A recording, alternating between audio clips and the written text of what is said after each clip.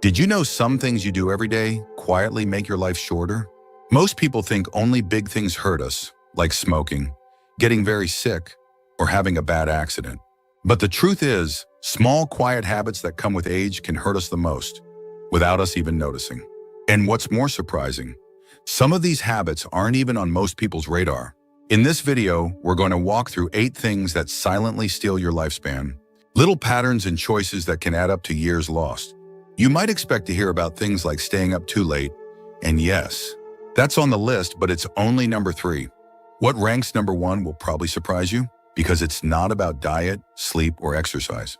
It's something many people carry with them for decades, without realizing it's hurting them. Stay with me until the end, because I'm not just going to tell you what these 8 dangers are. I'm going to show you how they affect your health, your relationships, and your quality of life. And most importantly, what you can start doing today to turn the tide. If you've ever felt like you're doing all the right things and still not feeling your best, or if you've simply been wondering what more you can do to protect your body and mind as you age, this video will give you a fresh perspective. Now, let's get started. Number 1, bottling up emotions. You might not think your emotions could cost you years of life, but they can. Holding in anger, swallowing grief, pretending you're fine when you're not, these quiet habits don't just weigh on your heart, they quietly wear down your body. Over time, repressed feelings trigger chronic stress responses, elevated blood pressure, inflammation, and weakened immunity. And because the damage happens slowly, most people never connect the dots until something breaks down. Many of us were raised to be strong, to suck it up, or to keep our feelings to ourselves. Especially men of our generation, we were taught that emotions were a sign of weakness. But now we know better. Science has shown again and again that emotional suppression shortens lifespan, just as much as smoking or poor sleep. It turns into ulcers, fatigue, heart disease, and memory problems. The brain and the body can only carry so much silence before they start speaking for you in symptoms. I remember a man named Alan, 81, who lost his wife after 50 years together. He never cried, never talked about it, just said he was managing. But within 6 months, he had developed chronic headaches, insomnia, and stomach trouble. It wasn't until his daughter gently encouraged him to join a small grief group at the community center that things shifted. He told me later, I didn't realize how much I was holding in until I heard myself say it out loud. Sometimes healing doesn't begin until the words finally come. And this isn't just about grief. It's about daily life. Being angry but not speaking up. Feeling afraid but pretending you're not. Carrying regret, shame, or guilt without release. These things age you from the inside out. They keep your nervous system on edge. They interrupt sleep, slow digestion, and impair your body's ability to repair itself. Emotional honesty isn't indulgent, it's vital. So what can you do? Start by noticing. When something upsets you, don't push it down. Write it down. Speak to someone you trust. You don't have to turn your life into a therapy session, but you do need space to be human. Even 10 minutes of reflection a day can ease your internal pressure. And over time, that can mean more energy, better health, and yes, even a longer life. Letting your feelings out doesn't make you less strong, it makes you more whole. And the more whole you are, the more years you're likely to enjoy, not just survive. Number 2, neglecting close relationships. One of the most powerful predictors of a long life isn't what you eat or how much you exercise. It's how connected you feel to the people around you. And yet, as we age, it's all too easy to let relationships drift. Friends move away. People pass on. Family gets busy. Before you know it, you're spending more time alone than with others. And that quiet isolation, whether it's physical or emotional, can start stealing years from your life. Loneliness isn't just unpleasant, it's toxic. Researchers now compare chronic loneliness to smoking 15 cigarettes a day. It weakens your immune system, raises your blood pressure, increases inflammation, and makes you more vulnerable to everything from dementia to heart disease. And what makes it so dangerous is how invisible it can be. You don't have to live alone to feel lonely. You just have to feel unseen, unheard, or disconnected. I once knew a woman named Marie, 77. She had family nearby and neighbors who waved hello, but she confessed that no one really knew what her days were like. I go to the store, I smile at people, but no one really talks to me, she said. She didn't want to bother anyone, so she kept things polite, surface level. It wasn't until she joined a local volunteer group, just once a week, that she realized how much she'd been craving real connection. Her energy lifted.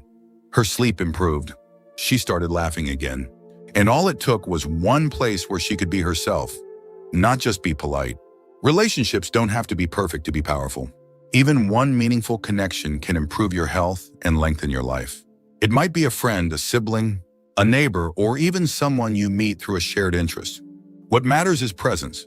Someone who listens, someone who cares if you're having a hard day, someone who reminds you that you matter. If it's been a while since you've had a real conversation, not about the weather, but about how you're truly doing, reach out.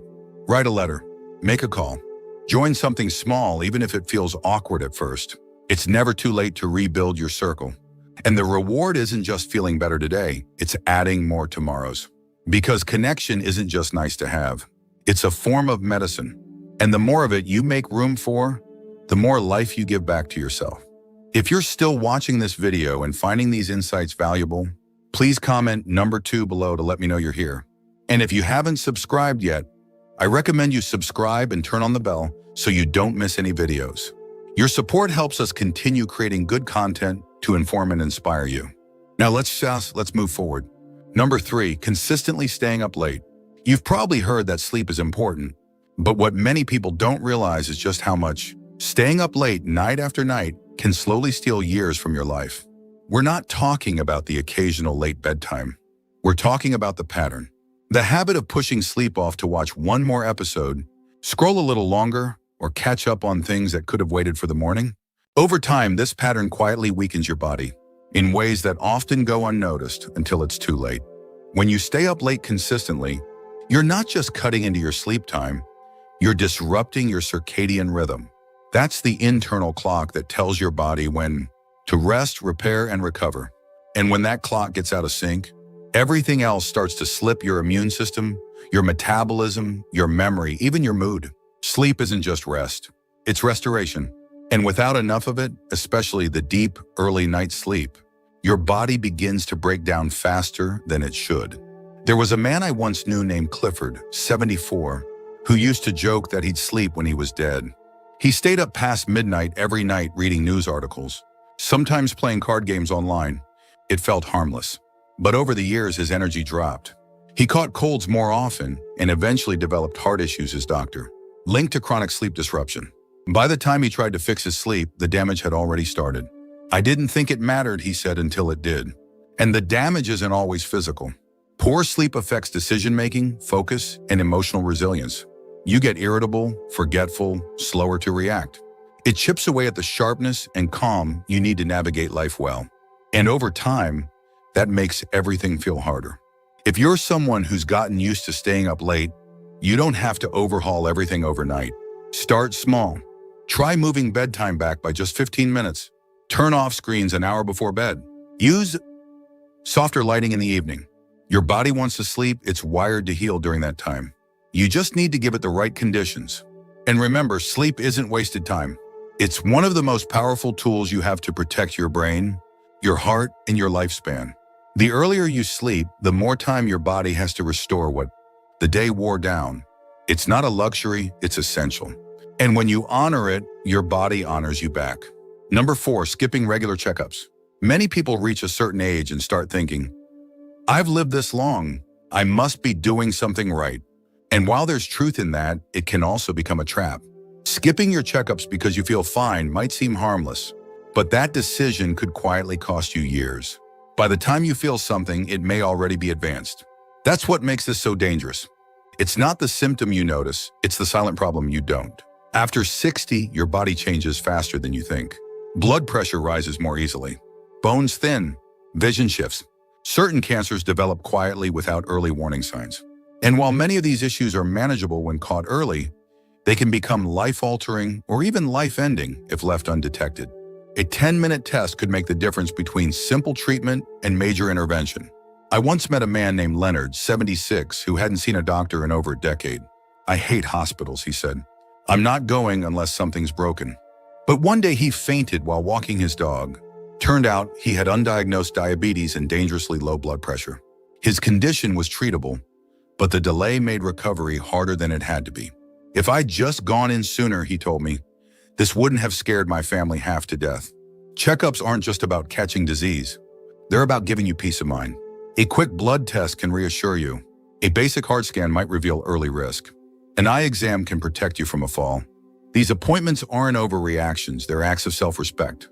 And they're also an act of love. Because when you take care of your health, you're also taking care of the people who depend on you. Your spouse, your children, your friends. You're saying, I'm still in this. I still care about my future. That message matters more than you know. So don't wait until something feels wrong. Prevention is quiet, but so is danger. Make the appointment. Ask the question. Get the scan. You don't need to go overboard. You just need to stay aware. Because when it comes to health, what you don't know really can hurt you. If you're still watching this video and finding these insights valuable, please comment number 4 below to let me know you're here. And if you haven't subscribed yet, I recommend you subscribe and turn on the bell so you don't miss any videos. Your support helps us continue creating good content to inform and inspire you. Now let's move forward. Number 5, sitting too long every day. You might think sitting is harmless, but in truth, too much of it can quietly chip away at your health like a slow leak you don't notice until the damage is done. Even if you exercise once a day, long hours of sitting, especially in one place without breaks, can increase your risk for heart disease, diabetes, blood clots, and even early death. What's worse, you often don't feel the damage until years later. Modern life is built around sitting. We sit to eat. We sit to read. We sit to rest, to watch, to wait. But the human body wasn't built for stillness, it was built for movement.